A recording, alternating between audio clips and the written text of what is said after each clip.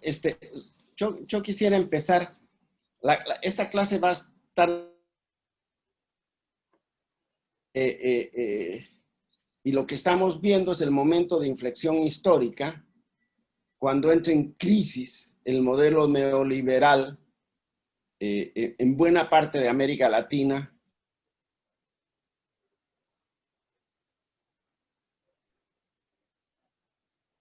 Está cortando, ¿no? A Sí. ver si no...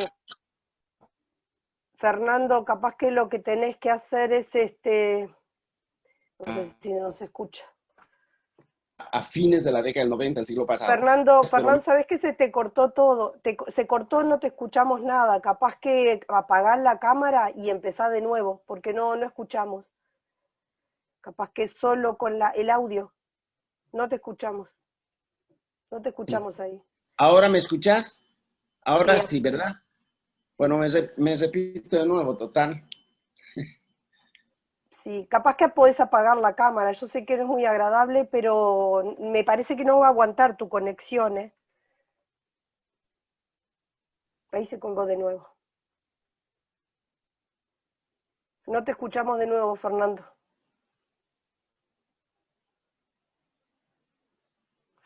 Bueno, le voy a mandar un WhatsApp a ver si...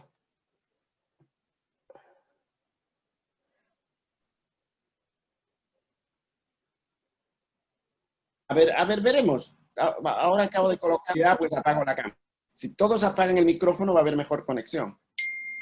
Bien.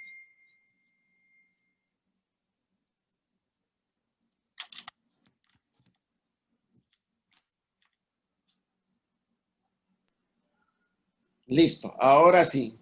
Ahora, por favor, no te vayas, Valeria, que me voy a deprimir porque es como hablar a un hueco negro. ¿Ah? Bueno,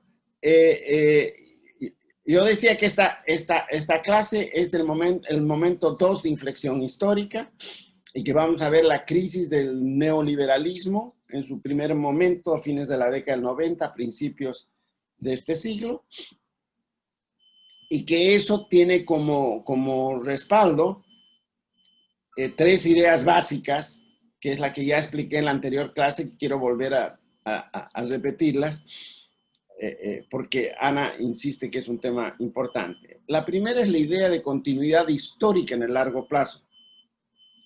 La historia de larga duración es donde los cambios ocurren de manera lenta, tú puedes mirar mejor los cambios históricos, donde se producen y reproducen repeticiones históricas, ciclos recurrentes. El tiempo largo permite visualizar la regularidad de los fenómenos sociohistóricos. Se asume la historia como una dialéctica de la duración, un estudio del pasado y el presente de manera inseparable.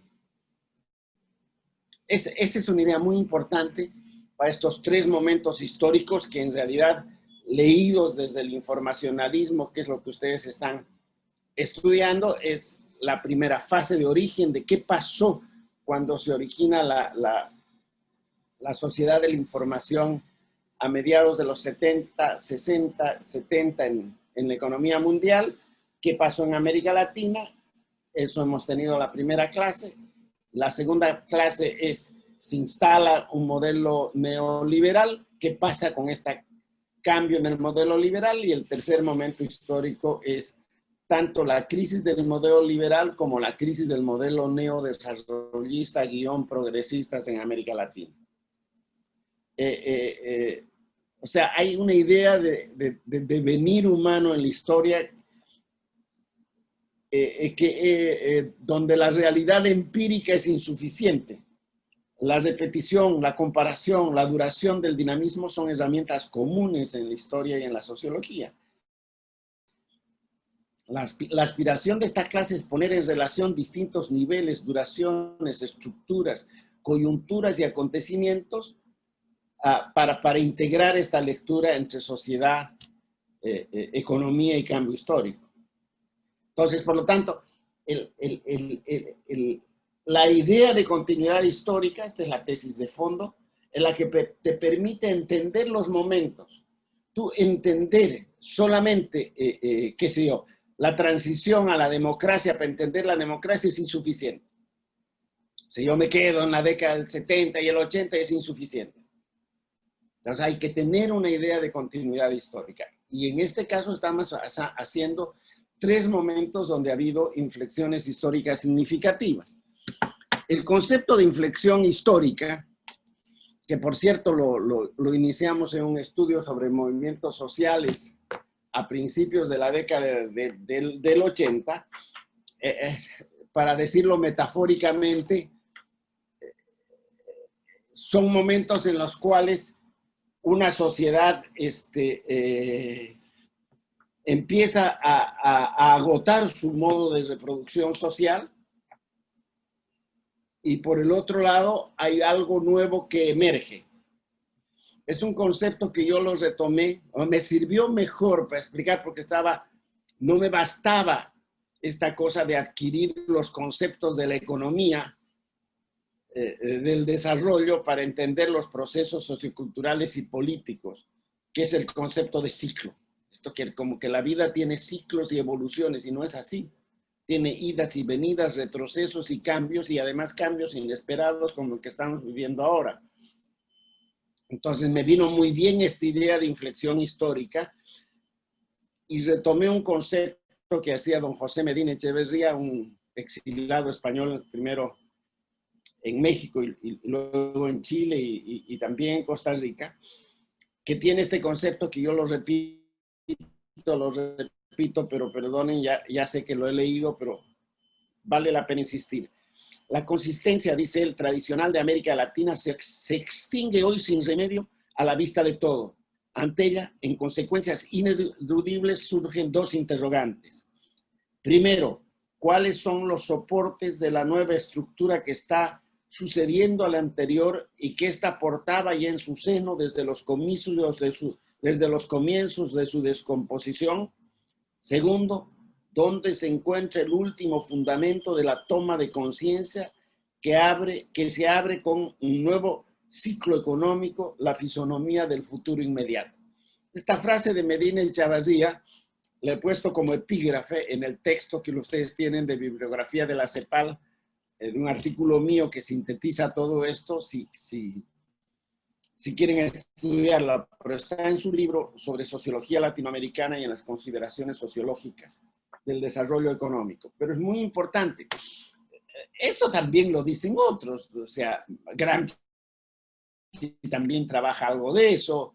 En literatura, Borges decía, para mirar el pasado, hablaba del futuro. Entonces, Borges tiene una frase fantástica que dice, ya somos el pasado que seremos. Parece mexicano el argentino. Ya somos el pasado que seremos, dice Borges. Y para ir a otro salto, Luhmann, el gran teórico alemán, habla de presente venidero, ¿no?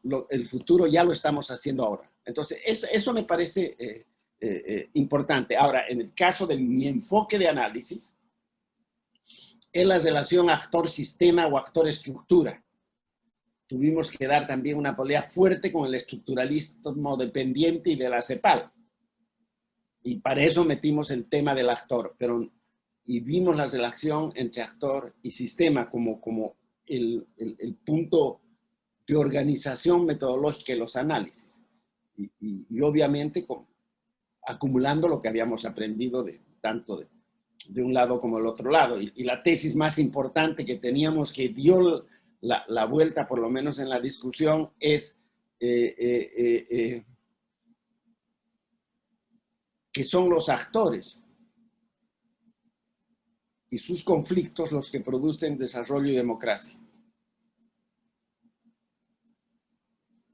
O los que fracasan con el desarrollo y la democracia, pero son los actores. Bueno, esa era la idea. Y estos 3 momentos históricos son los que ya les dije, donde vimos el primer momento que tiene que ver con la transición a la democracia, que tiene que ver con la crisis del modelo patrimonial autoritario, del estado, digamos, autoritario, de modernización autoritaria, y el comienzo con los ajustes estructurales, que fue lo que nos tocó vivir de la primera fase del informacionalismo en América Latina, y hemos hablado en la anterior clase, la primera etapa del periodo de la era de la información, para hablar en términos de Castells.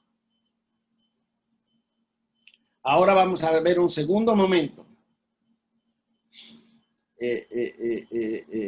Y esto está instalado nuevamente en la lógica del actor. O sea, nosotros tenemos un contexto histórico desde mediados de la década del 90 de incremento de los niveles de conflictividad en buena parte de los países de América Latina.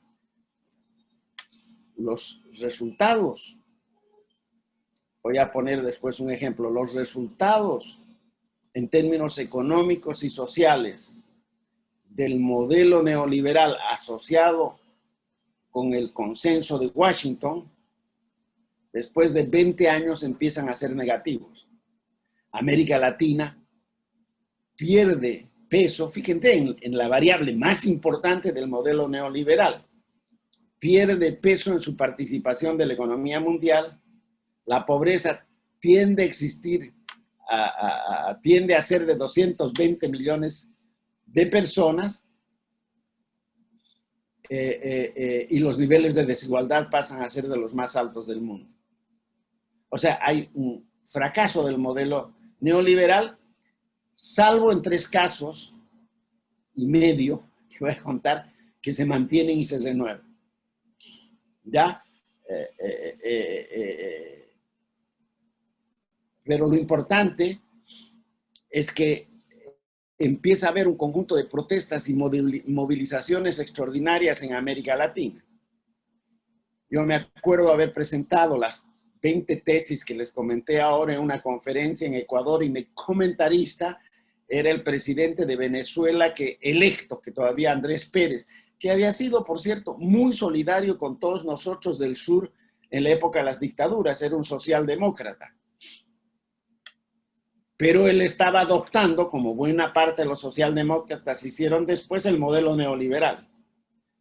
Y claro, ustedes recordarán las 20 tesis, una de las 20 tesis era que si no había negociación del ajuste para que se repartiese equitativamente, los saldos en términos de desarrollo y de democracia iban a ser nefastos. Él fue muy crítico con el texto, muy agresivo además. Sin embargo, eso fue creo noviembre, diciembre, sin embargo, y se posesionó en enero, y sin embargo en febrero hubo el estallido brutal que hubo en Venezuela, donde desgraciadamente hubo más de 500 muertos. Y así fue en el resto de América Latina. En Bolivia tenemos la experiencia de la Guerra del Agua, que fue brutal. O sea, para que vean la relación, no hay Evo Morales 20 años después sin la Guerra del Agua. No hay los Kirchner, o el kirchnerismo, o el neodesarrollismo sin los conflictos sociales en la Argentina por la crisis del 2001. Sin las movilizaciones y protestas sociales que hay en el Uruguay, no hay Frente Amplio que tome el gobierno. O sea, fueron las protestas sociales en Venezuela, Brasil, Argentina, Colombia, Uruguay, etcétera, etcétera, que desde los mediados de los 90 hasta a mediados de los 2000 producen la crisis política del modelo liberal en el contexto de la democracia. En algunos casos se rompe el límite, pero se produce una transformación, se produce una inflexión histórica. Claro, la tensión instalada estaba en las relaciones, el actor y el sistema de poder, y cómo articular un nuevo tipo de democracia y desarrollo, ciertamente en los marcos de una democracia, ciertamente en los marcos de un modelo neoliberal global mundial, y en un nuevo tipo de competencia bipolar que se inicia con fuerza en ese periodo, entre China y Estados Unidos.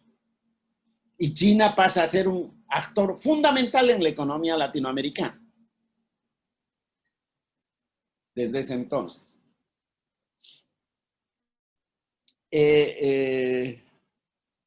Y también surge lo que se llamaban las economías emergentes, el Club de los 20, no solamente al interior de América Latina, sino también al interior de los distintos países o las grandes economías del tercer mundo, fundamentalmente vinculadas a China, la India, Sudáfrica y Brasil.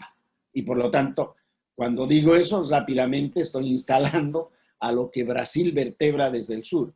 Mientras tanto, en México y Centroamérica, el acercamiento es más brutal hacia Estados Unidos que en el caso de nosotros. Eso también produce en el plano ideológico y político un bloqueo, como vamos a ver más adelante.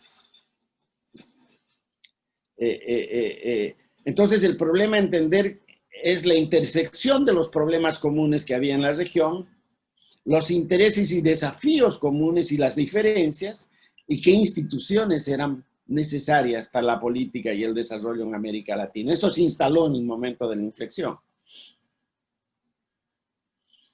Lo que a mí me tocó participar con una red de colegas y amigos muy amplios, primero es en los informes de desarrollo humano, en varios países de América Latina, principalmente en Bolivia, donde dirigí informes de desarrollo humano, en Chile, donde también dirigí uno, y participé de manera interesante en el segundo. En Uruguay también me tocó participar, asesorar un informe, en la Argentina, qué sé yo, en varios países de la región, me tocó incluso en Centroamérica, lo que me daba una visión y una discusión interesante desde la perspectiva del desarrollo humano respecto a la crisis del modelo neoliberal. La otra cosa importante que fue que en el año 2002 iniciamos este estudio, que es bien interesante a los que les interesa la política y la democracia, se llama La democracia en América Latina, es una democracia de ciudadanos y ciudadanas. Fue un informe fantástico, duró un par de años, y es un balance de la democracia en América Latina. Es un primer balance de la democracia en América Latina. Ahí, en la página 42, hay ustedes lo pueden sacar en el internet, no sé si estará en la bibliografía. En la página 42 hay un cuadro que sintetiza todo lo que yo estoy hablando, que se llama Reformas y Realidades. Está desagregado por subregiones en América Latina y tiene agregación regional también. Por ejemplo, se construyó a partir de un índice que hizo la reforma económica que construyó la CEPAL sobre políticas de comercio internacional, políticas impositivas, políticas de privatización, políticas financieras, cuentas de capitales, con un índice de 0 a 1. Es decir, se transformó en un índice del consenso de Washington. Fue genial lo que hicieron. Entonces, nosotros colocamos este índice de reforma económica. Y entre el 81 y el 2002 se pasó de 0.58 a 0.83. Es decir, toda América Latina hizo la reforma de Washington, sin salvarse país ni orientación ideológica. Inmediatamente, curiosamente, vimos el índice de democracia electoral y la democracia se consolidó como valor electoral en América Latina. Qué curioso, la economía, la sociedad se degradó, sin embargo se mantuvo y creció la democracia un poco. Se colocó un índice de democracia electoral también, donde se mostraba que la gente privilegiaba la democracia. Después varía por caso, hubo un escándalo y una discusión, no estaba yo en la televisión, sobre por qué el 40% de los brasileños aceptaría un régimen autoritario si es que resolvían problemas económicos y sociales.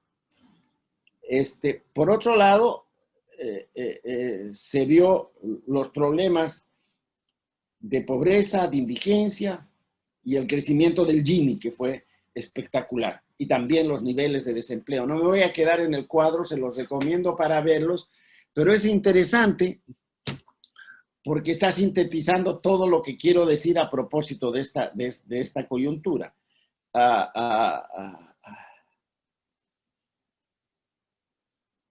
Lo interesante que colocamos nosotros es que hay que valorizar la democracia como una democracia de ciudadanía, no solamente como una democracia electoral, no solamente, por lo tanto, como una democracia representativa, sino también como una democracia con contenido social y con participación de ciudadanos autónomos.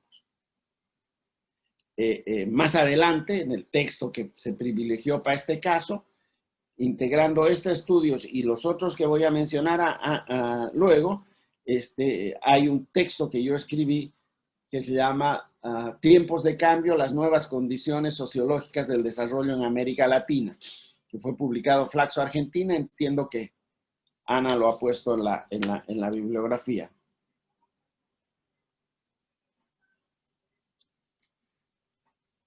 La conclusión del informe es reconocer la inflexión, pero también valorizar el sentido de la política para construir opciones.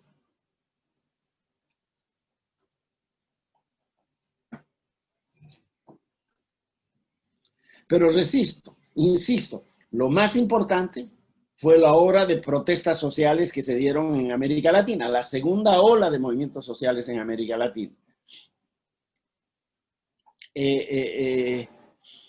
Sin embargo, se mantuvo el modelo neoliberal y se enriqueció de una manera bastante particular y ambigua, yo diría, en el caso de Chile.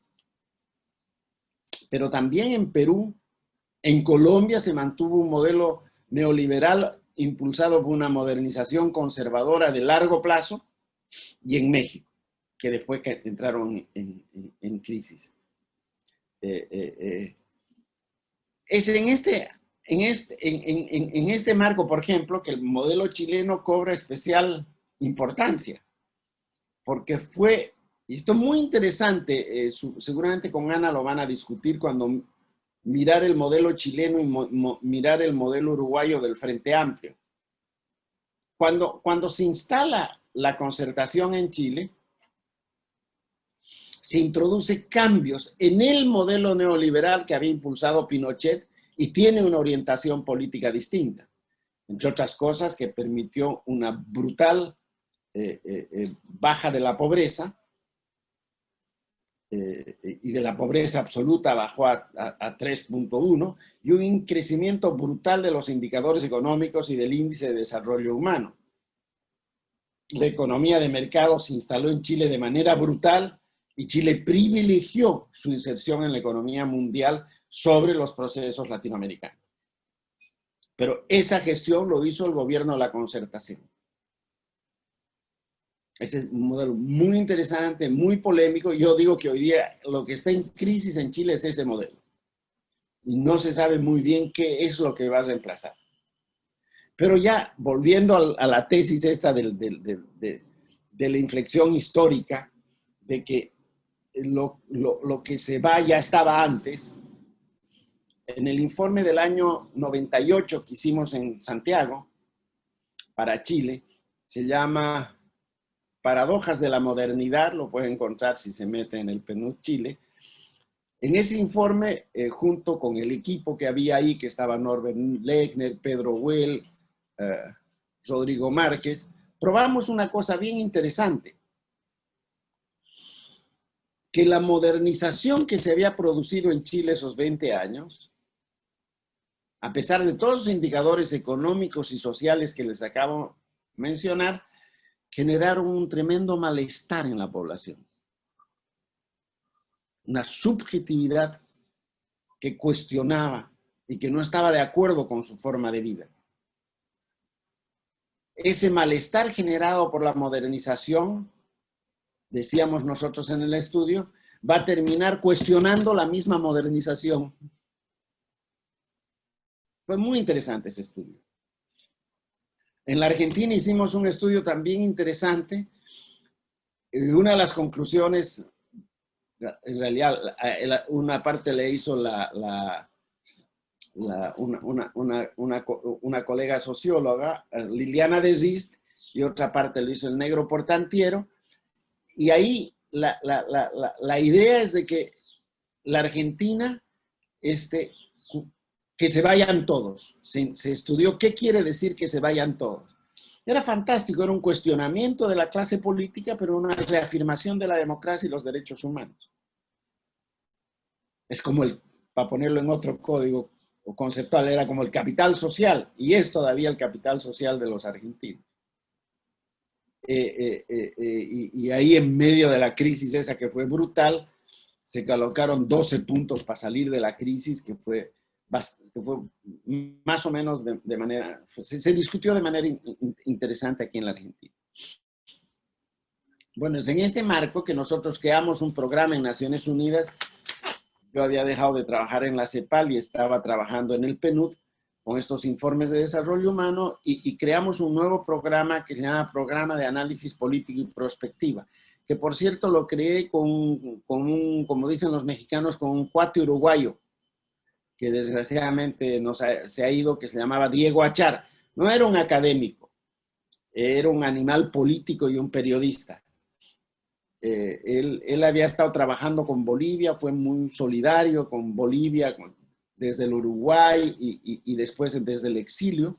Era blanco, yo no tengo nada que ver con ese mundo, pero él era un tipo fantástico.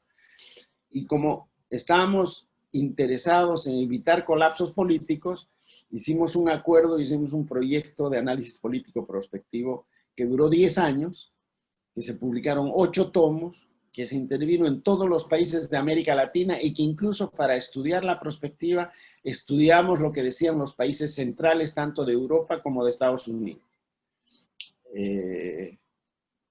Había otro colega uruguayo que también nos ayudó, el Sordo González, que no puedo dejar de nombrarlos, porque era un capo en metodología, en estadística y en datos. Y nos inventamos una metodología para crear investigación. Y teníamos un comité asesor bien interesante que participaron con nosotros en estos ejercicios. Este es un ejercicio de Naciones Unidas, donde estaba desde Marco Aurelio,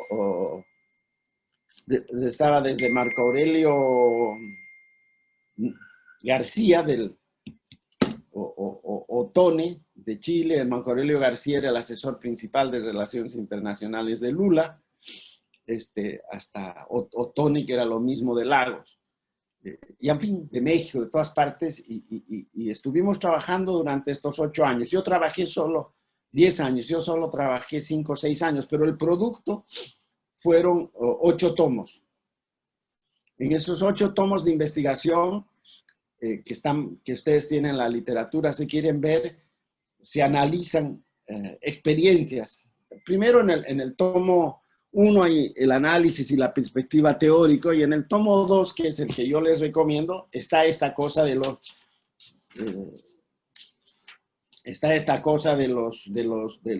la inflexión política y sociocultural en América Latina, y también está el tomo de metodología. Hicimos, no hay tiempo ahora para explicar eso, pero hacíamos análisis de coyuntura y de análisis de mediano plazo. Realmente es como una novela, las experiencias que se tuvieron en varios países, en varios casos. Pero lo cierto es de que eso, a partir de un análisis bastante interesante, con enorme cantidad de estudios de caso, logramos instalar este proyecto en la región.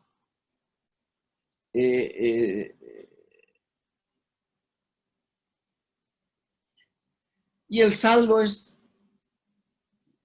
como conclusión, en estos tomos, voy a explicar un poco, los 4 primeros tomos son como fundantes, ahí se analizan sobre todo, primero los marcos conceptuales del proyecto, y en segundo lugar se analizan casos y experiencias.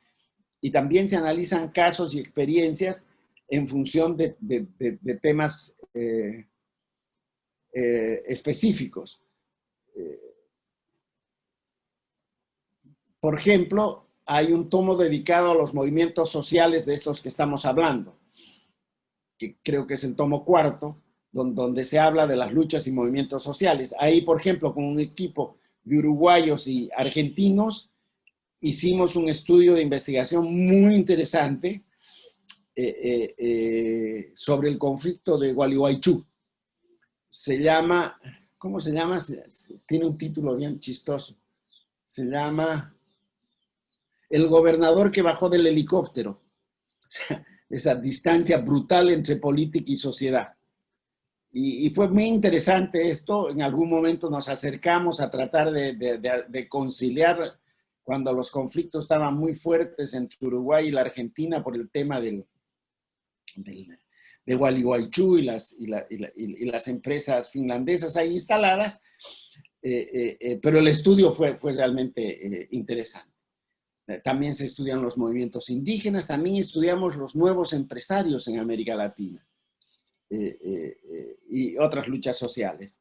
Los otros tomos están centrados más en casos y en procesos. Ahí hay un estudio que resalta, que me tocó también, aunque ya no estaba en Naciones Unidas, dirigirlo. Es un estudio sobre la protesta social en América Latina. Viene, creo que de la segunda ronda de los cuadernos de prospectiva, es el tomo 3, aquí sería el tomo 7, donde se estudia los conflictos sociales en América Latina entre el año 2010 y 2011. Hay un cuadrito que les voy a mostrar, no me quiero perder mucho tiempo en esto. Bueno,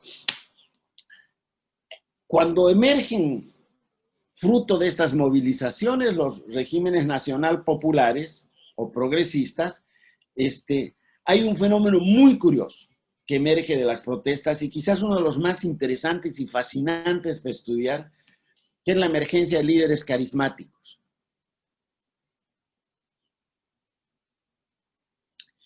Y bajo la idea de que el carisma es el resultado de una demanda de la sociedad. Fíjate, cuando hay crisis institucional fuerte, se instalan los carismas. Y teníamos una tesis conceptual, que es la que quiero resaltar acá, que dice: cuando los pisos institucionales son relativamente débiles, la integración nacional y social insuficiente, la demanda de líderes carismáticos es mayor. En América Latina han sido claves en su conformación histórica.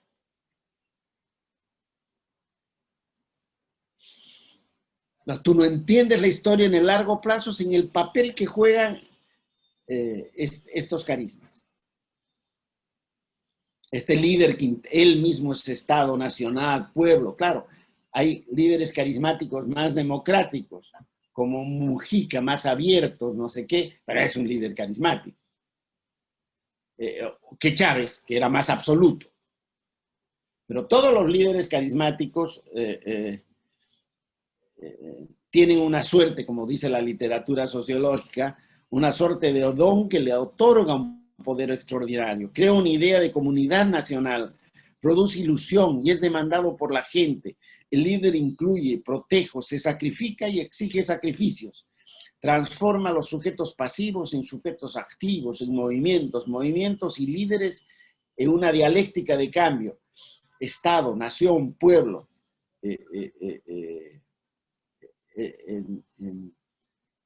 En uno de los tomos de movimientos de los estudios del PAPEP, hay textos dedicados a estudiar los nuevos líderes latinoamericanos y los líderes carismáticos.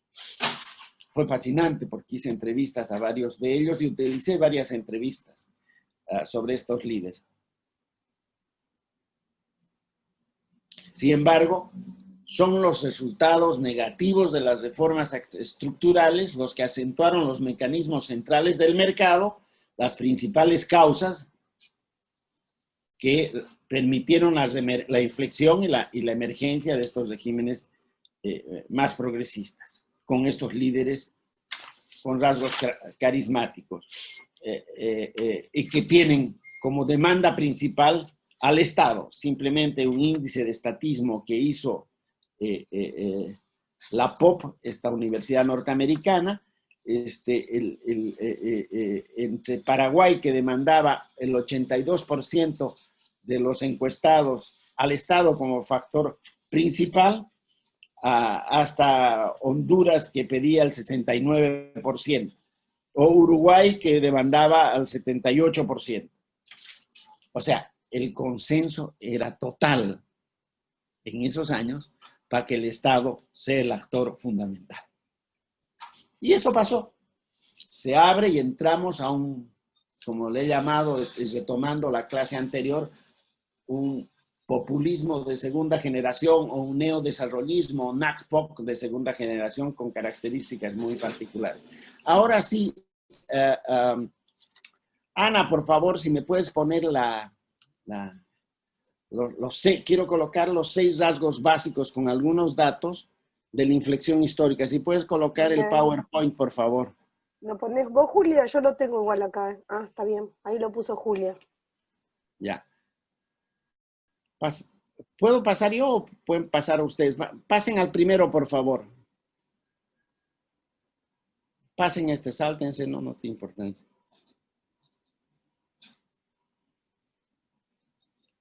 Sí, yo tomé esta cosa que es interesante, que nuevamente es el concepto de inflexión histórica sintetizado. Toda sociedad tiene la coyuntura de su estructura. O sea, yo no puedo entender esta coyuntura de cambio sin esta estructura que estaba en crisis, que es lo que les he repetido hace un segundo. Tanto en el plano social, institucional como económico. Entonces, déjenme que les cuente los rasgos fundamentales de este momento de inflexión histórica. Adelante, por favor. Saltate el primer cuadro y anda al segundo. Rasgos, el otro. Vamos a hablar de los 6 o 7 rasgos o los desafíos que se instalaron en la región. Estoy ultra sintetizando. Entonces, había una crisis institucional asociada con una desconfianza institucional generalizada. Eran claros los límites del sistema de representación, como ven ustedes ahí, una desconfianza institucionalizada generalizada. Algo que fue muy interesante que descubrimos es la emergencia de un ciudadano, por un lado la emergencia de un ciudadano autónomo y crítico, por ejemplo, de voto cruzado, qué sé yo voto por el Evo Morales para presidente, pero por alcalde de La Paz voto por un crítico del Evo Morales y por gobernador voto por otra persona, porque quiero equilibrar el sistema político. 1/3 aproximadamente de los latinoamericanos votaba de manera compleja. Pero también había un repliegue anónimo. Una parte de la sociedad, sobre todo jóvenes, no participaban y rechazaban la política. Y tuvieron un retraimiento, tanto en Centroamérica como las maras, por ejemplo, que fue brutal, o se refugiaron en el individualismo o la reemergencia de la religiosidad. Vamos a ver esto en la última clase, sobre todo protestante. Después emergieron demandas territoriales de descentralización y de participación, vinculando lo local con lo global. Lo más interesante que hubo en la región fue el orçamento participativo en Brasil. Y también empezaron, como dije ya, nuevos actores culturales a protestar y a participar, sobre todo indígenas, género, ecologistas. Hay una reconfiguración del sistema político y de los mecanismos de representación social, y la democracia de lo social, o lo social en la democracia, cobra más importancia que lo institucional. Uruguay quizás fue el único país, y Costa Rica, que pudieron articular las dos cosas. Bueno, el resto privilegió la democracia social. Vamos al otro, por favor.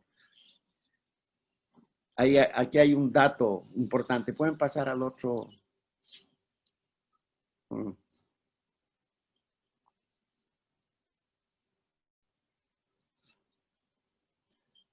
Ahí está bien. En ese cuadro está bien. Bueno, esto simplemente, miren la confianza en las instituciones en el año 2006.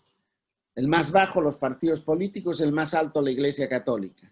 Y después la radio, la televisión, el presidente, los periódicos, las Fuerzas Armadas, la policía, el gobierno, el poder judicial, el Congreso y al final los partidos políticos. Y ya en ese entonces. Pasa al otro cuadro que es más interesante. Este cuadro, yo agarré el concepto de inflexión desde la matemática. Ustedes saben que es una curva, la inflexión lo usan los matemáticos, es una curva en la cual la dirección de la curva cambia. Yo encontré estos datos que construimos con Exordo González, en este caso para países del Mercosur, de cómo se produce en el año 2000 la inflexión. Fíjense cómo cambia la dirección brutalmente de la confianza en las instituciones a partir de la confianza en el Congreso, el Poder Judicial y el Gobierno. Estos son datos entre el 96 y el 2004. Es muy claro el cambio de dirección. Esta es la inflexión histórica en el sentido más matemático del término, que es de donde uno tomó el concepto, por lo menos yo. Vamos a la otra, por favor.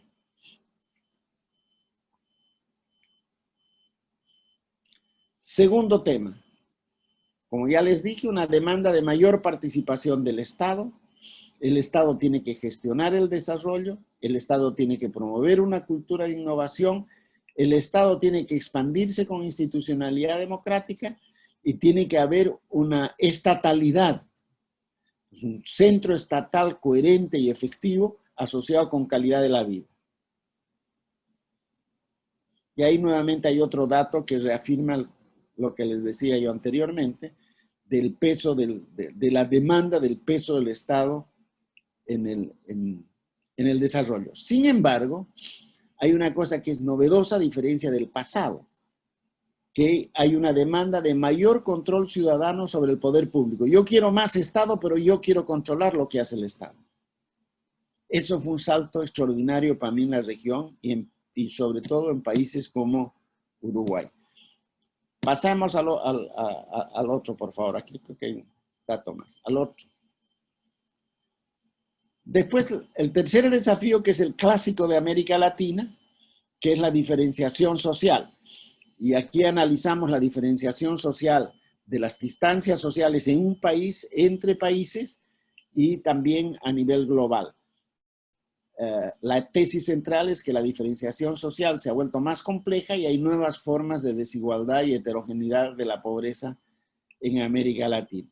Entonces ahí tienes que las brechas al interior de los países aumentaron o se mantuvieron, y si bien Brasil, Chile y Uruguay y la participación del 20% más rico disminuyó levemente, su peso relativo en el ingreso total es superior al 50%. Y esto es general para todo el Mercosur. Dale otro cuadro. No me quiero trancar mucho acá. Este dato sí es interesante, que es un estudio que hizo dos colegas del Banco Mundial, López Calva y Walton, y había una colega chileno que se llama Guerrero, Isabel Guerrero. Fíjense qué es lo que pasó en México. En el 2000, el ingreso del 10% más rico de los mexicanos era 45 veces superior al 10% más pobre. Durante el periodo 96-2006, un total de 20 personas o familias declararon un patrimonio neto de al menos de 1 billón, o sea, $1.000 millones. Más de la mitad de estas familias heredaron parte de su riqueza y casi la mitad se benefició con las privatizaciones efectuadas a principios de los 90. De Chile fue igual o peor. Los multimillonarios cuentan con un ingreso que es casi 400 veces superior al 0.1% más rico de los mexicanos y cerca de 14,000 veces mayor que el ingreso promedio de México. La concentración de la riqueza familiar puede incluso generar mayores concentraciones de influencia corporativa mediante estructuras piramidales de propiedad corporativa. En México, la evidencia indica que el control familiar es importante. 100% de las empresas principales pertenecen a grupos familiares. Entre otras, las redes de información y comunicación. A todas, en todo el mundo y en América Latina son parte de estas redes de las élites. Es muy importante este caso en México. Desgraciadamente no se han hecho estudios en el resto de América Latina, pero yo creo que es un patrón con variaciones. Una cosa es ser rico uruguayo y tener una casita ampulosa, pero no tanto. Otra cosa es ser un rico argentino que si no es ampulosa no es rico. Si no, ustedes lo conocen mejor que yo porque vas a ir a dar una vuelta en Montevideo, te vas al barrio de los ricos uruguayos y son casas de clase media alta argentina. Te vas a la clase de los ricos uruguayos, pues esas casas y esas riquezas no las encuentras a la vista, por lo menos en Francia. Sigamos. Sí, en Estados Unidos.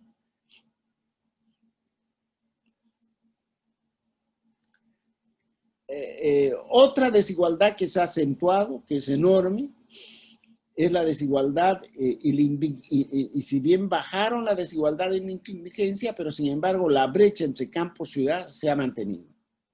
Ahí tienen ese indicador entre zonas rurales y zonas urbanas. El caso más brutal, una vez si uno desagrega por regiones, es Brasil. En el norte de Brasil, las regiones campesinas tienen un Gini de 0.85, o sea, más miseria no puede haber. Pasemos a otro cuadro, por favor. Ya sabemos que la diferenciación social es brutal. ¿Qué conclusiones podemos sacar? Cambio en los patrones de inclusión y exclusión social. Nuevas dinámicas de reproducción social. Cohesión social y nuevos procesos de socialización e inserción progresiva y relativa y parcial en la sociedad de la información.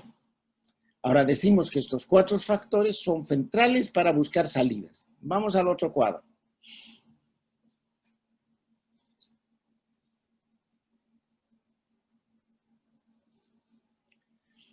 Entonces, otro fenómeno vinculado al anterior es que como le dije de Chile, esta diferenciación social estaba asociada a un malestar institucional y a un deseo de progreso. Y esto es una disposición para el cambio. Había persistencia de la pobreza, deterioro de las condiciones laborales. Sin embargo, había mejoras sociales en el consumo. Creció el acceso a la televisión y en menor medida a celulares y al internet. O sea, la gente tenía acceso a la producción simbólica del consumo de bienes culturales, pero no tenía el dinero para acceder a ellos. Por eso hay frustración de expectativas. Vamos al otro cuadro. Otro punto importante es la intensificación de los conflictos y la fragmentación social. Aumentaron el número de conflictos sociales y estaban asociados a un malestar y demanda de justicia. Surgieron nuevos tipos de conflictos sociales que tienen que ver con culturales, calidad de la vida, etc. Demandas de inclusión social. Pero los conflictos sociales se fragmentaron. Hay conflictos de reacción y de protesta, nuevas fuerzas culturales que configuran nuevas opciones políticas. Estos conflictos revelan dificultades de las instituciones y del Estado para lograr procesar estos conflictos sociales y se estaban gestando nuevos mapas políticos referentes a orientaciones, pero en sociedades que tenían otros rasgos. Estamos dejando de ser sociedades industriales, el colapso de la industrialización producido por las reformas liberales fue brutal. Uruguay tenía la meta de ser un país industrial desde fines del siglo pasado. Se acabó ese sueño, salvo un amigo mío que era senador, que quiere que Uruguay sea industrial, pero se acabó el modelo industrial en América Latina.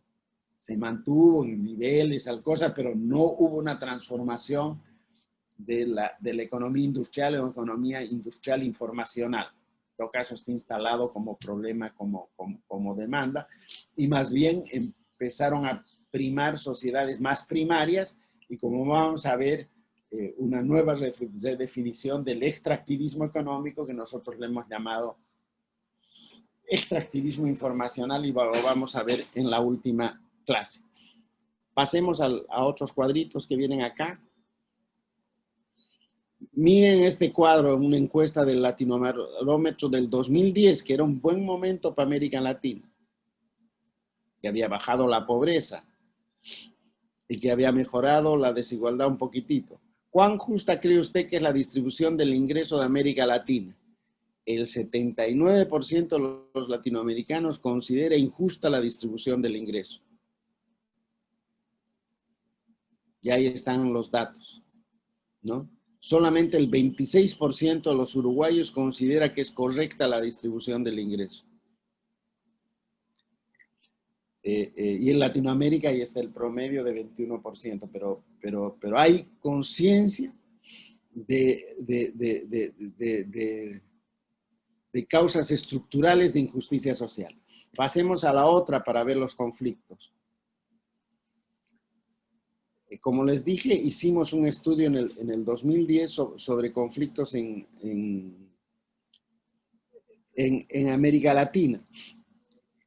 Trabajamos en 17 países.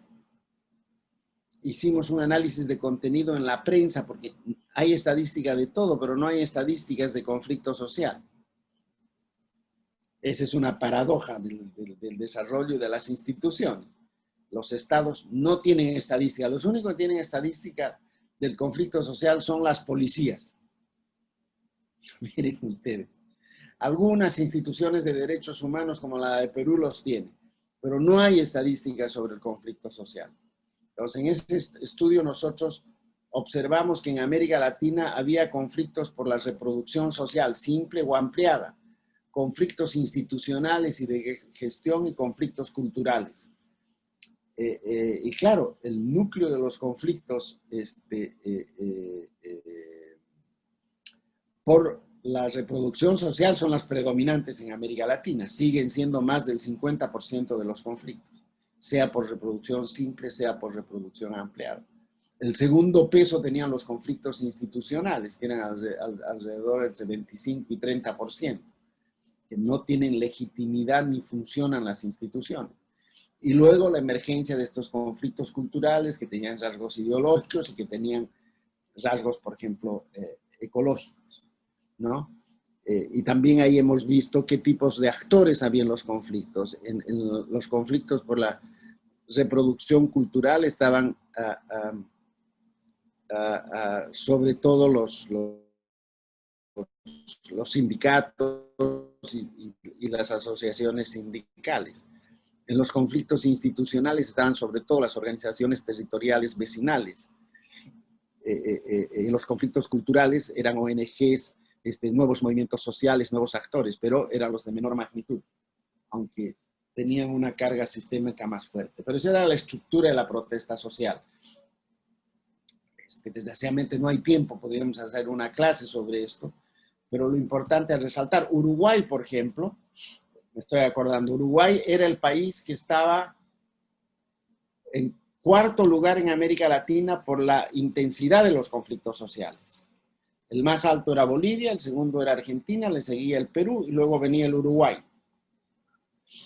Entonces uno dice, pucha, el Uruguay, sí, pero la ventaja que tenía el Uruguay, yo no me acuerdo ahorita el porcentaje, pero qué sé yo, el 70% de los conflictos se procesaban institucionalmente. Y por lo tanto, el nivel de radicalización del conflicto era de medio a alto. Mientras que en Chile, en ese entonces, el nivel de conflictividad era el más bajo en América Latina, fíjense. Pero el nivel de radicalidad era el más alto. Por lo tanto, hay una explicación. Después explotó Chile, ¿no? Empezó a explotar Chile y hoy día debe ser el país con nivel de conflictividad más alto de América Latina. En ese entonces, decir eso a los chilenos era imposible. Uruguay siempre al medio jugando ahí como el otro día en el partido de fútbol. Pasemos al otro.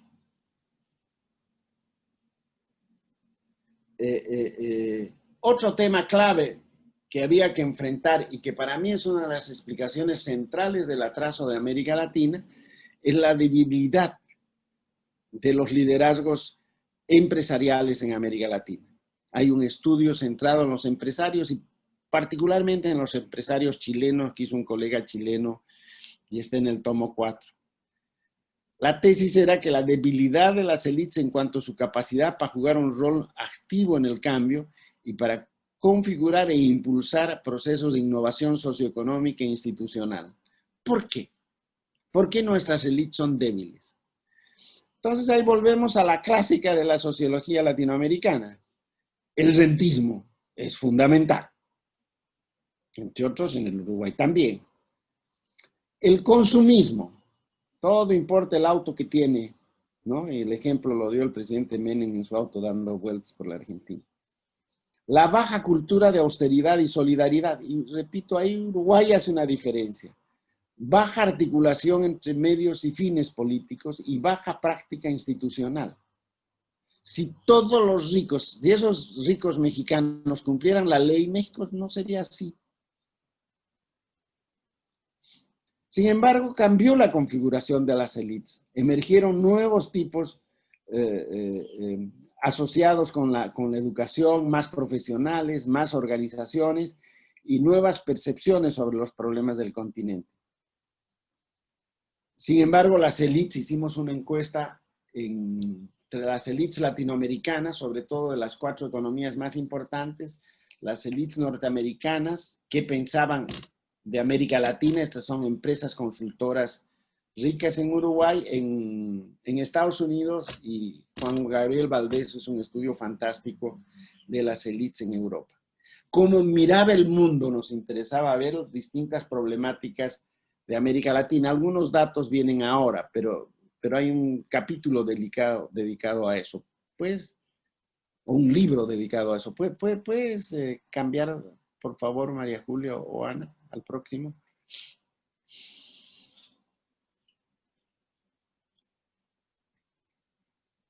Por ejemplo, las élites latinoamericanas, cuando uno pregunta cuál es la causa del atraso de la región, una parte te dice que son problemas de pobreza y otra parte te dicen que son problemas institucionales. Cuando preguntas a las élites latinoamericanas qué piensan de América Latina, hicimos 180 entrevistas, para las élites brasileras, América Latina es solo América del Sur. Para las élites brasileras en ese entonces, México y Caribe ya estaban integradas en América del Norte. Entonces, ya estaban integradas en América del Norte. Entonces, incluso hay un texto en este tomo 2 del PAPEP que lo hace que en ese entonces era un colega, pero que después fue ministro de Relaciones Exteriores de México, se llama México y América Latina, Jorge Castañeda, que repite la tesis del Brasil. Y buena parte de los intelectuales mexicanos estaban metidos en la idea de que México estaba integrado a la economía norteamericana y que no tenía sentido una visión regional. Cuando les preguntábamos a las élites sobre los liderazgos en América Latina, veían 3 tipos de liderazgos en América Latina. Brasil con un liderazgo natural, sobre todo en América Latina, con proyección de ser un jugador global. Chile en ese entonces, todo entre comillas, como liderazgo moral, miren cómo es la vida, por el modelo exitoso de desarrollo económico y estabilidad institucional. Todos querían ser aquí en la Argentina, como en Chile, en las élites. Y en Venezuela como liderazgo ideológico con influencia en determinados países. Reconocían el peso de Venezuela. A mí me tocó, curiosamente, presentar estas tipologías con países árabes. Y el modelo que más les interesaba era el venezolano. Fue muy interesante porque cómo nos miran de otras partes del mundo a nosotros. Pero este era el mapa de los liderazgos en América Latina. Entonces, con estos conflictos, con estos liderazgos que se enfrenta la inflexión. Pasa, por favor, al otro. No sé si hay otro. Ah, sí, hay las salidas. El otro y el último punto es la mediatización en el centro de la configuración política. Los medios de comunicación, nuevos o viejos, son cada vez más fundamentales para entender los espacios políticos y la agenda del poder político. Eso ya lo veíamos con claridad en esos años, lo que después fue monopólico. Por eso se llamaba de democracia lo público. El conjunto de los actores políticos crecientemente toma de decisiones en este campo mediático. Y el último punto era la calidad de la democracia no podía ser entendida fuera de esos espacios. Y ahí hay una serie de datos de cómo creció el peso y la legitimidad de estas instituciones, ¿no? El 69% confía en la radio y la televisión en América Latina. Además, la televisión es el medio de información más utilizado. 83% de los latinoamericanos vieron las noticias a través de la televisión. Ya sabemos dónde estábamos ya en pleno periodo neodesarrollista. Veamos los otros puntos. Esto vamos a volver en el último tema porque son temas centrales. ¿Y el perro? Ah, perdón. Por tanto, la pregunta que uno se hacía, anda a la otra lámina, tienes razón, por favor, es cómo construir opciones, qué respuestas dar, cómo construir opciones políticas e institucionales que procesan los cambios que experimenta la región. Y ahí se instalaron 4 orientaciones políticas. Pasa al próximo cuadro, por favor, y con esto vamos a ir terminando. El primero, que se reafirma la modernización conservadora y que tiene como referencia fundamental el caso colombiano. Buscaban ellos modernizar el sistema de partidos, reforzar el retorno de la autoridad, sobre todo el militar, reforma institucional, decían ellos, para vincular los actores y los sistemas, relegitimizar la capacidad, la autoridad sobre la base de valores indiscutibles y compartidos, un orden moral asociado a la expansión del mercado y asociación ideológica con Estados Unidos. Ese fue el modelo colombiano que desde los 50 y desde la muerte de Gaitán ha sido el modelo político de dominación y de éxito económico, no social, más importante en América Latina. Después se reprodujo con otras características en otras partes también, pero no quiero entrar ahí. Un segundo modelo que habíamos encontrado nosotros es lo que llamamos reformismo práctico. El caso de referencia o los casos de referencia fundamentales eran Uruguay, Chile y Costa Rica. Renovación y recreación del sistema de partidos políticos. Orden laico. Construcción de alianzas. El Estado busca una construcción, una gestión institucional que combine crecimiento económico con políticas de inclusión social. Relación pragmática con Estados Unidos y sistema de partidos moderno. La otra, por favor. Luego teníamos el nacionalismo popular, el clásico nacional popular, el clásico régimen populista.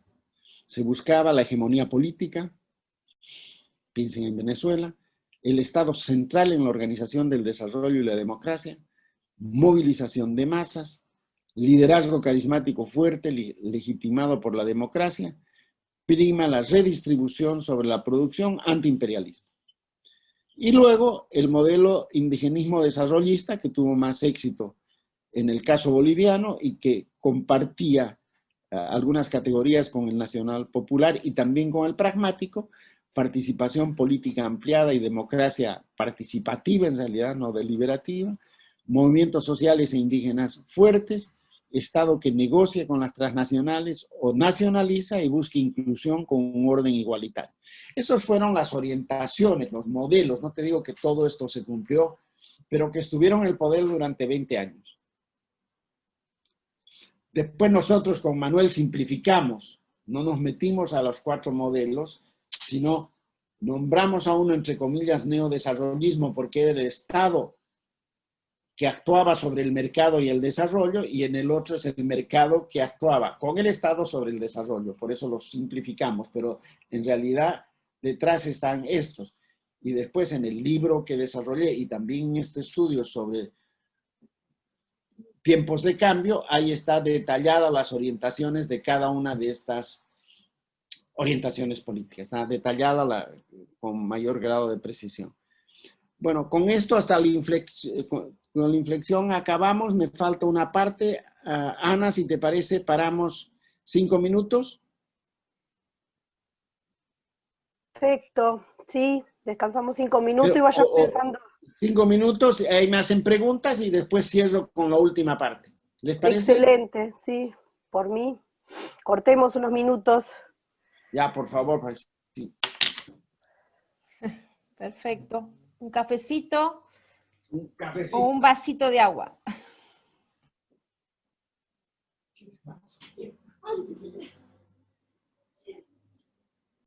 Hoy tienen clima primaveral también en Buenos Aires. Sí, está delicioso. Qué lindo, ¿no? ¿Están saliendo, Fernando, o está medio todavía? No, ayer hemos salido con unos amigos a caminar y a tomar un café, pero nada. Muy tranquilo. Muy tranquilo y... No entre las grandes masas, digamos. No entre las grandes masas. Está bien. Sí. Bueno, ¿Tú? muy bien, vamos a retomar. Nosotros acá también, yo estoy saliendo, tuve una tremenda gripe, la verdad. Pero bueno, ya estoy mejor. Pero era pura gripe nomás. Sí, porque se hicieron acá el hisopado y les dio negativo, así que yo seguí de largo. No me lo hice, pero tiene que haber sido lo mismo. Sí, fue medio familiar todo el contagio. Bueno. Bueno, adelante, volvemos, arrancamos entonces. No sé si quieren, entonces, Si tienen preguntas. eso, si hay preguntas, comentarios.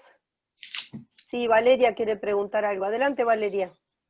No, yo tenía una pregunta en relación bueno, a esta etapa o a este momento de inflexión y de los gobiernos de forma así, en cómo pesan también, además de estas variables, digamos, de los énfasis que puedan poner las élites en el poder o los gobiernos, cada uno con su diversidad o particularidad, a su vez estas variables más estructurales del extractivismo que se va viendo y del factor transnacional y de los organismos multilaterales como el Banco Mundial o del FMI en la incidencia en las políticas de desarrollo.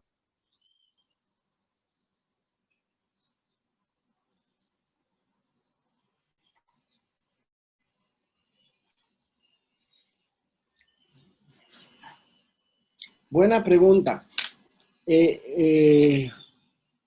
Depende de los casos. En los casos donde hubo un modelo de largo plazo neoliberal, digamos, medio heterodoxo, como el caso de Chile y el caso de México, de Colombia y de Perú, estas instituciones continuaron jugando un rol importante.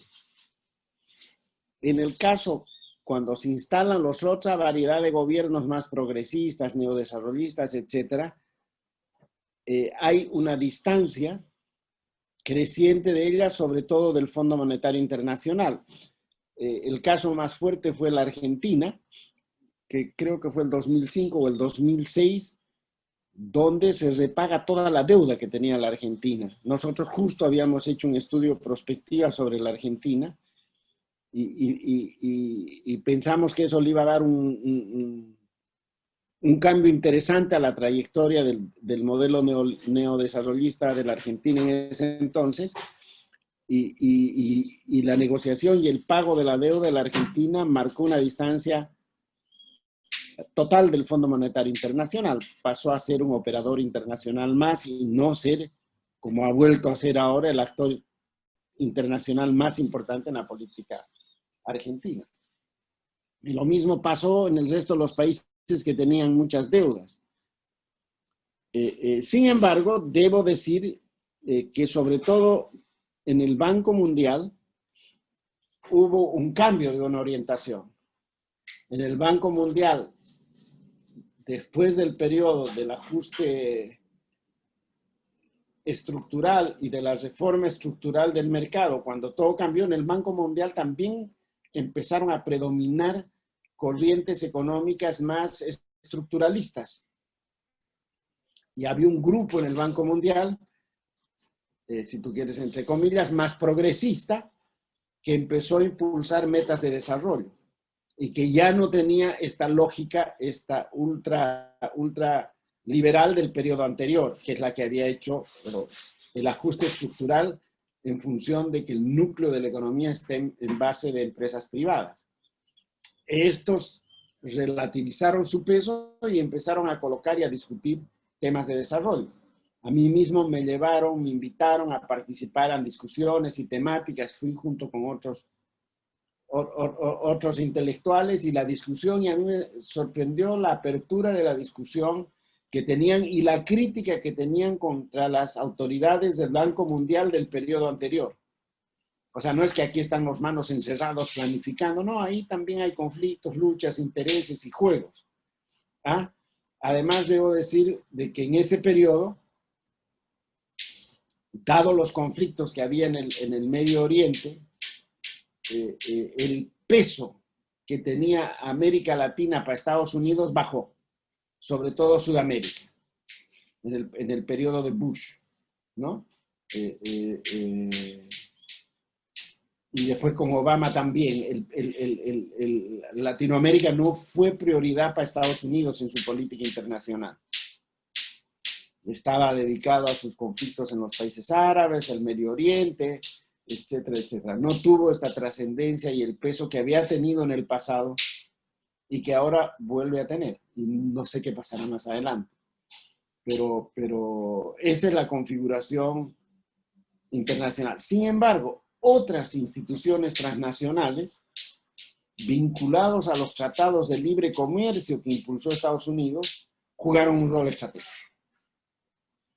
Y los países que entraron a estos tratados de libre comercio empezaron a jugar con otras reglas. Y en esas nuevas reglas económicas el más fuerte fue Chile. Chile creo que llegó a tener como 90 acuerdos de tratado de libre comercio. Perdón un segundito.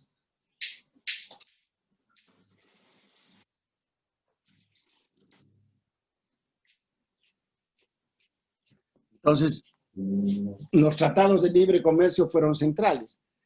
Pero además, otras organizaciones de comercio internacional pasaron a tener más peso. Otro factor clave a nivel internacional fue que no es válido para estos tres países donde predominaba el modelo liberal, sino para los otros, fue el paso de las economías emergentes.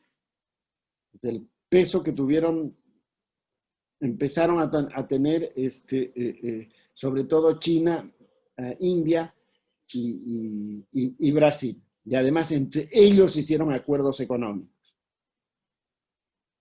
Y en algún momento llegaron a tener más de la mitad de la economía mundial.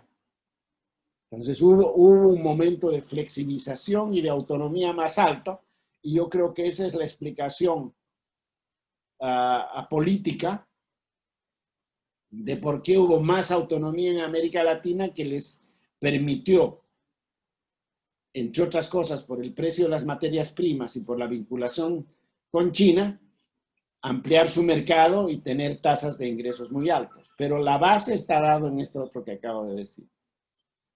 Entonces fue muy interesante el cambio de las empresas transnacionales. Además, en el mundo se estaba operando un proceso brutal de desarrollo informacional a escala global. Y el tipo de competencia y del control del mercado se hacía por modelos neoliberales que tenían en sus orígenes orientaciones socialdemócratas, como el laborismo inglés, como el socialismo francés, que tenían gran afinidad sobre todo con gobiernos como el de Lagos, o como los socialistas españoles, con Felipe González y compañía. O sea, hubo una transición en el caso de Europa de modelos socialdemócratas a modelos socialdemócratas liberales. Sucedió en Suecia, sucedió en todos los países de Europa. Y en el caso de Estados Unidos, después cuando vino el 2008 la crisis, el modelo demócrata con rasgos fordistas que teóricamente tuvo la democracia norteamericana, tuvo que subordinarse a la lógica del capital financiero en crisis y con un altísimo costo social, te financió la crisis financiera que había a escala mundial, resolvió el problema de la crisis financiera y Estados Unidos cambió para siempre, y esta es una de las causas por las cuales subió, a mi juicio, Trump. O sea, decreció el mundo industrial en todas partes, aumentó la desigualdad, aumentó la pobreza y se perdió clase obrera en todo el mundo.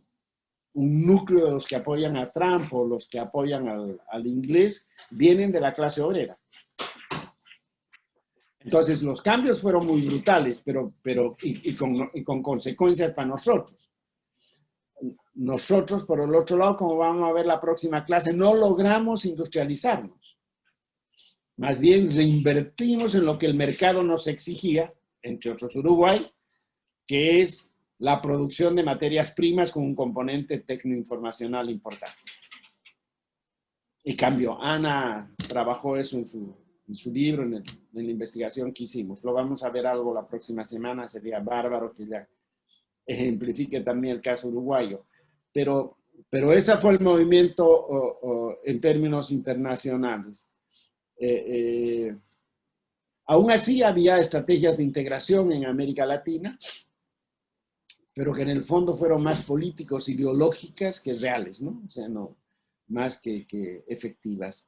Hubo más acuerdos de inversión en términos de infraestructura, que desgraciadamente después estuvieron acompañados por corrupción, pero no hubo un cambio del patrón.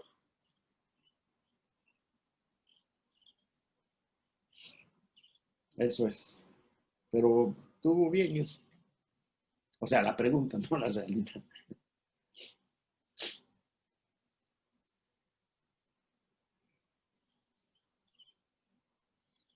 Esa es la real realidad.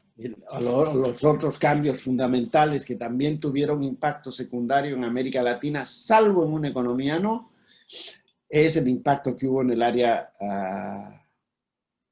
en el ex área socialista, en el área soviética. Se acabó el mundo socialista, se agotó el mundo socialista. Y la gran pregunta es qué es lo que reemplazaba al Estado y qué reemplazaba al partido en todo el mundo soviético. No.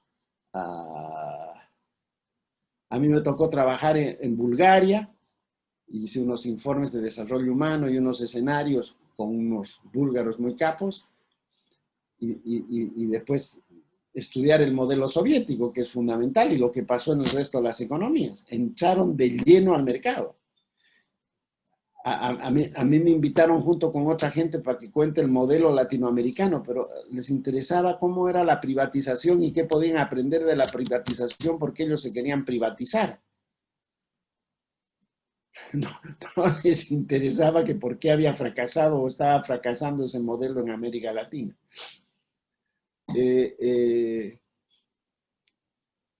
Y lo que surgió ahí es un nacionalismo brutal, ¿no? Pero es un nacionalismo ultra internacionalizado, con un desarrollo, gracias al desarrollo que habían tenido previamente en ciencia y tecnología, y también los servicios de inteligencia militar, el área científico-tecnológica, el área de inteligencia, y el área de la modernización de las empresas fue crucial y es central todavía en esos países. Decía que había una cosa excepcional que marca una diferencia brutal en el proceso de acumulación. En el libro que hicimos con Manuel, que lo vamos a ver la próxima semana, pero no sé si profundizaremos en este caso, que es la economía criminal. Una parte además hay muy linda literatura sobre esto escrita. Una parte de los sistemas de inteligencia empezaron a cumplir un papel central en el capital financiero, pero también en la comercialización de la economía criminal. Entonces hay cosas de película, por ejemplo, en este libro, creo que lo tengo aquí.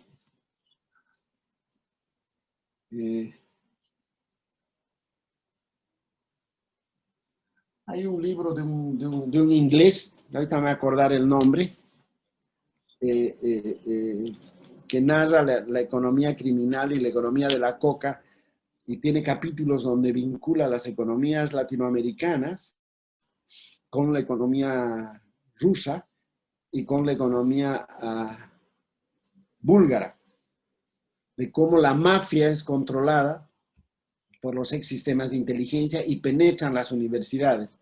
Y, por ejemplo, hay un operativo de acuerdo entre mafias de Colombia, de Bolivia, de Bulgaria y de Rusia para aumentar la comercialización de cocaína a través de un sistema científico-tecnológico que introducen en la soya para combinar soya con cocaína y exportar a Europa.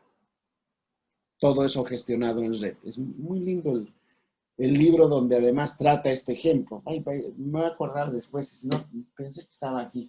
No me quiero mover y perder tiempo, pero esa fue otra variable central. Además, en Estados Unidos se empezó, gracias al informacionalismo, a cambiar el patrón de consumo. Bajó el consumo clásico de la cocaína y empezó a consumir otro tipo de drogas ligados a las industrias farmacéuticas.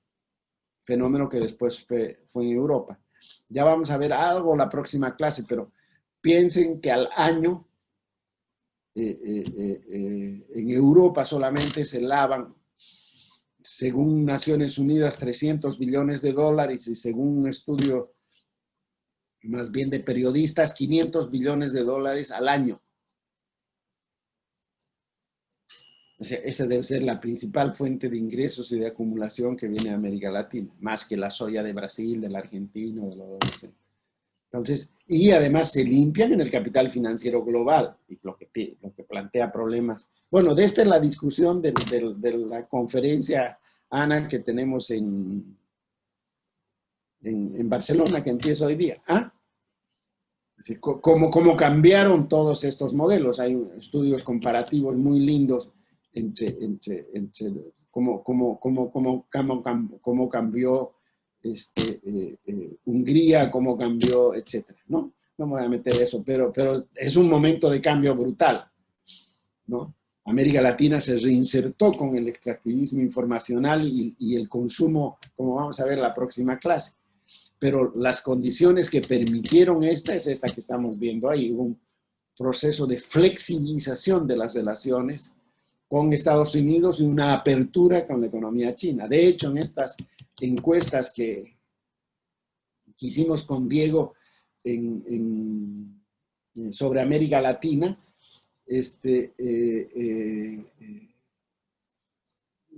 la percepción que tenían las élites era de que hoy día la economía más importante, estoy hablando del 2005, la economía más importante para América Latina era Estados Unidos y en segundo lugar estaba China, pero que en el futuro la más importante va a ser China y que Estados Unidos va a pasar a segundo lugar en Sudamérica. Y eso ya pasó. Lo que pasa es que no tiene, es muy raro entender qué pasa en el reflejo político respecto de este fenómeno. En otro estudio que hicimos, yo le pregunté a unos colegas chinos que habían hecho la investigación del modelo de desarrollo informacional en la China, qué pensaban ellos de que era América Latina para ellos. Claro, uno piensa que iba a dar una respuesta política. No, me dijo, no hagas esa, no pienses eso que te va a ir mal. Es un lugar para hacer negocios y nada más. Entonces, bueno, esa es la situación. Ellos monopolizan el mercado mundial con Estados Unidos. Bueno, pero no sé, ya no se puede hablar mucho más, pero en fin.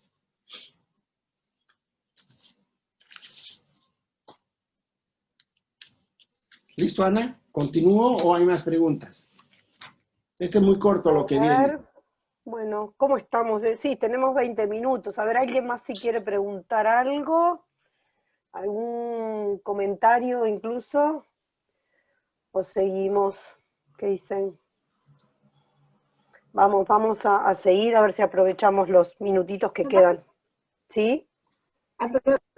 aprovecho y pongo otra pregunta más. Dale, adelante, Valeria. Aprovecho lo del profesor. También en este auge, digamos, de los gobiernos neodesarrollistas, se plantea que la estrategia principal para el combate a la pobreza son las transferencias de renta condicionadas. Entonces, no sé si quisiera tener algún comentario por todo el cuestionamiento y sobre todo, bueno, que continúan vigentes y hay como bastante crítica, sobre todo en relación a un enfoque focalizado, que se apoya en una bancarización, de cómo de alguna forma lo que inicialmente tenía un discurso de redistribución tal vez no se ve acompañado, sino van otras políticas más universales o de generación de empleo, acompañándolas. Entonces, no sé si hay algún comentario en esa estrategia que en todo el continente se denominó de lucha contra la pobreza, pero apoyada en esta herramienta que particularmente tiene tantas críticas. Sí, es una buena pregunta. Bien, porque adelantamos un poco la próxima clase, que en parte era sobre esto.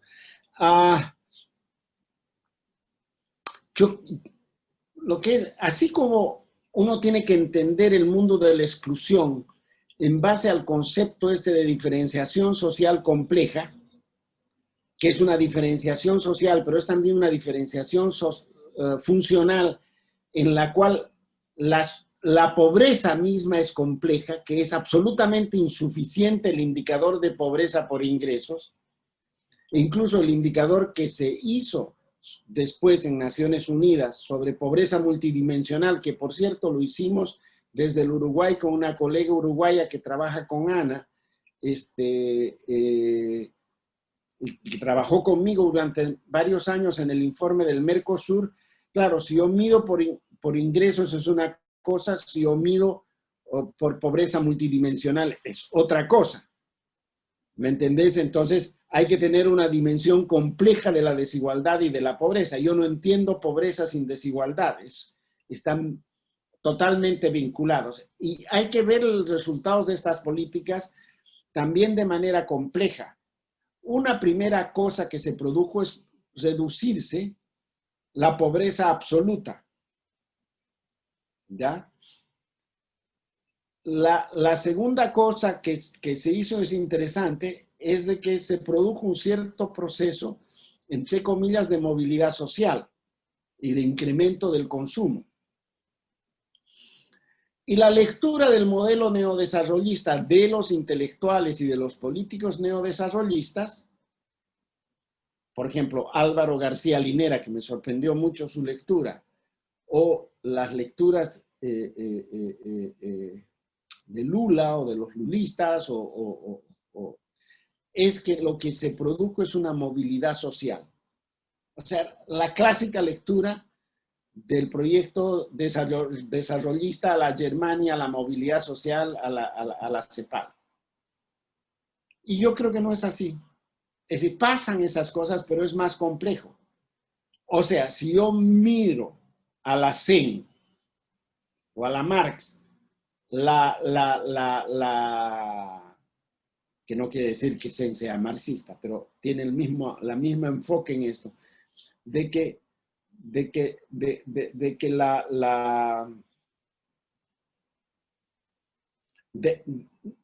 yo no puedo entender la pobreza si no es en relación a una relación social. Y esas relaciones sociales de producción son las que marcan la cualidad de una situación social, en este caso la pobreza. ¿Ya?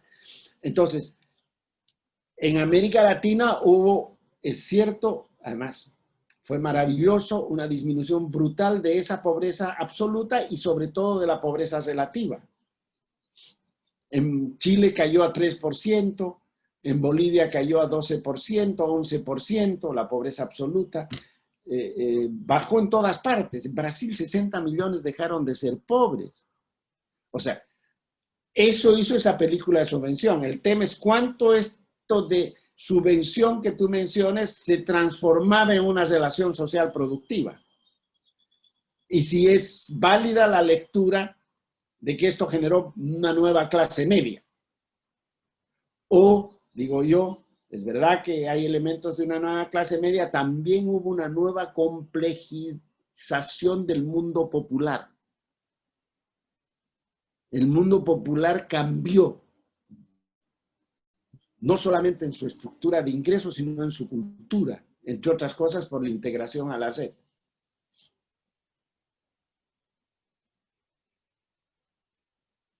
Entonces, aquí hay un problema con la categoría pobreza, en primer lugar, con los indicadores de la pobreza, pero también con la interpretación. Para terminarte una cosa indigenista andina, pobreza, la pobreza viene de puberta, el que no produce. Ese es pobre, el que no tiene ingreso, ese es pobre, viene del latín puberta. Y a partir de eso lo medimos en dinero y en ingresos. Bueno, si yo utilizo otra semiología y me pregunto, ¿qué es pobre en quechua? Pobre en quechua es pacha. Y eso quiere decir el que no tiene lazo social, el que no tiene amigos, el que está muy solo, el que no tiene solidaridad, ese es pobre. Entonces, hagamos una pobreza por índice de solidaridad, probablemente cambia la foto del mundo, ¿me entiendes? Pero como sea, a ciencia cierta es así. Una cosa es la política, la ideología. Está bien, bajó de una manera, pero la gran pregunta es si eso fue sostenible. Y dado el ajuste que ha habido en la región, parece ser, para decirte en mexicano, ni tanto ni tampoco. Porque no bajó la pobreza de manera sostenible. Bajó, pero no y cambió, pero no es sostenible. Aquí en la Argentina volvemos a tener indicadores de pobreza atroces. Y seguramente va a aumentar hoy día, bueno, en todo el continente ahora con la pandemia, los indicadores son brutales cuando uno mira a cuánto va a aumentar la pobreza. Entonces, por eso te digo, esta idea de progreso, de ciclo, no da. De repente suceden estas cosas y complejizan muchísimo más el fracaso de los modelos relativos, de los modelos neodesarrollistas o progresistas. O sea, la pandemia vuelve a poner a prueba, menos mal que ustedes están relativamente mejor, vuelve a poner a prueba qué hay de Estado, ¿no? Hubo 20 años de Estado y no. Entonces aquí hay algo que hay que repensar. Bueno, no sé qué otra cosa más decirte. Bueno, quedan 10 minutos, Fernando, no sé qué decir, si querés yo tenía una cosa más complementaria para cerrar, sí. Ana. Así como habíamos hecho las 20 tesis, también acá decidimos tener un diálogo más amplio con políticos. Y armamos un documento que se llama Una brújula para la democracia. Que son desafíos de mediano plazo y de corto plazo que tenía la democracia en América Latina. Y discutimos esto también con una 60 de políticos, primero de manera desagregada, en Buenos Aires, en México, en Bolivia, en Santa Cruz, y después tuvimos una regional en Montevideo, donde presentamos a una parte interesante de la clase política los resultados de esa investigación. Además nos acompañó el Mercosur. Y ahí presentamos esta agenda. Ustedes tienen, creo, este texto que se llama Una brújula para la democracia. Y ahí quiero rescatar, y con esto termino ahora, 4 puntos para nosotros centrales para un desafío, para una agenda mínima de gobernabilidad democrática en ese momento. Y fíjense solamente los puntos, no voy a profundizar en esto.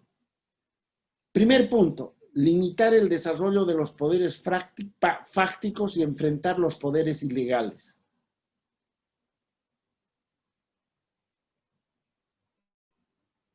O sea, el creciente peso que tuvo buena parte de los países de la región de los poderes fácticos, como los circuitos financiero-comerciales, o los grupos de poder económico concentrado, o los poderes ilegales, como el crimen organizado y el narcotráfico, ¿cierto? Era un límite fundamental para la democracia. Entonces, ¿cómo se podría buscar una mejor coincidencia entre el sistema político y el régimen democrático? ¿Cómo desarrollar una fuerza ética pública? Y mejorar una burocracia orientando políticamente las fuerzas, las prácticas administrativas y las culturas corruptas que están tan instaladas en la región. Miren, Perú ahorita se acaba de destruir otra vez más. Segundo punto de una agenda mínima. Democratizar el espacio público mediático. No, más utópico. El espacio público está siendo redefinido por los medios de comunicación y las nuevas tecnologías de la información. Es necesario crear un espacio público de mayor acceso igualitario. Nuevas formas de participación y control ciudadano sobre las instituciones públicas que sometan a debate público los distintos sistemas de comunicación. Nadie debate lo que son los sistemas de comunicación, pero los sistemas de comunicación debaten todo.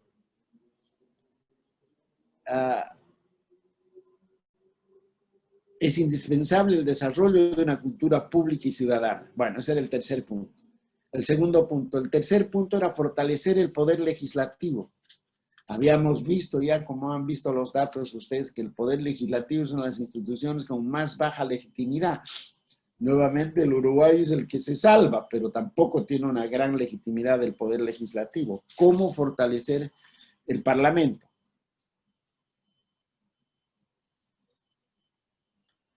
Entonces ahí teníamos una serie de propuestas para ello. El reconocimiento de diversas formas de participación ciudadana debe ir unido al fortalecimiento de los legislativos como una instancia superior en la cual desemboca la participación. Ello implica ampliar las instancias de deliberación articuladas al gobierno legislativo, y ello será posible mediante esferas públicas que alientan la deliberación y la redefinición de opciones en el Congreso, como consejos económicos, sociales, foros, diálogos, para responder a los nuevos desafíos del Parlamento. Y el cuarto punto que tratábamos es la descentralización y fortalecimiento de la democracia local y del interculturalismo. Simplemente para terminar, quiero leerles, estuvo toda la clase política, equilibrada, había de todas las fuerzas políticas en la región. El presidente de la Comisión del Mercosur, Chacha Álvarez, clausuró el documento con un comentario del documento. Dice: existe un desfase entre la política y la economía. Mientras que la primera permanece anclada en lo nacional, la segunda avanza más rápido en el contexto de la globalización. Y eso es lo que había planteado este informe. Dice: por ello es fundamental el intercambio de ideas y de nuevas prácticas. Es importante salir de la idea de modelo y de tipologías. Los países de la región están reaccionando a lo sucedido en las décadas del 80 y del 90. Uruguay y Brasil afrontaron fracasos en la macroeconomía y la crisis social de manera profunda. Chile, por su parte, tuvo una trayectoria muy diferente y prácticamente no sufrió las consecuencias de la crisis económica de los 90. Bolivia, Ecuador y Venezuela están refundando sus propios proyectos nacionales y en otros países se están renovando los proyectos políticos. Por eso se trata de construir agendas como las que se presenta aquí en este documento del PNUD, pero considerando la heterogeneidad de las características de cada país y al mismo tiempo buscando un alcance regional. Se busca la necesidad de preservar la estabilidad económica como patrimonio de la sociedad, la tarea de bajar los niveles estructurales de pobreza, desempleo y desigualdad, y una visión de geografía comercial como recurso estratégico para todos nuestros países. Hay que pasar de una cultura de lo urgente a una cultura de lo necesario, del corto al mediano plazo, y de allí pensar la posibilidad de proyectos nacionales que tengan un cierto grado de autonomía respecto a los procesos de globalización, pero más integrados en la región. Lo más importante que nos dice el trabajo del PAPEP es que se han expandido las fronteras de lo posible. Esto pasa desde luego por una recuperación de la política. La cuestión es cómo la política enfrenta los nuevos desafíos y cómo la política influye en la reestructuración de la relación Estado-Sociedad-Economía. Y a su vez esto introduce un tema absolutamente crucial que el documento del PAPEP pone en el centro de la discusión: la necesidad de encarar desde la política los desafíos de hacer frente a los poderes fácticos, construir una relación distinta con los medios de comunicación, fortalecer los parlamentos y repensar la descentralización y la democracia. Esa fue la discusión. En el texto están las ponencias de los distintos autores y las disputas que tuvieron entre ellos también. Fue un ejercicio interesante.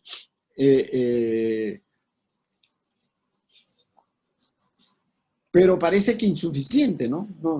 Nosotros como actividad académica, intelectual, tienes que tratar de decir qué es lo que es posible. Ahora el político, el que decide, es el que tiene que lograr las cosas, ¿no? Y uno se puede sumar a eso, pero la experiencia fue esta. Lo que se hizo fue esto, eso fue el trabajo. En algunos casos fue fantástico porque en este trabajo también, como fue tema muy concreto, logramos parar golpes de Estado. Por ejemplo, cuando hubo la frustración de este golpe contra Mesa y terminó en el gobierno de Evo Morales. No fue mi caso, pero me caso que 2 colegas míos fueron a presentar a las Fuerzas Armadas los escenarios y les dijeron que si hacía un golpe de Estado había un colapso. Entonces, es muy importante la responsabilidad intelectual, pero tiene que estar basada en investigación empírica y sistémica, ¿no? Pero esa fue la experiencia que yo quería compartir. No sé si hay más preguntas. Bueno, estamos ahí sobre la hora. ¿Alguna pregunta más? Hernán, Ramiro, Teo, Ana, Romina, los que andan en la vuelta. Si no, vamos, son las 12 ahí. Vamos cerrando, si no. ¿No? ¿Todo bien?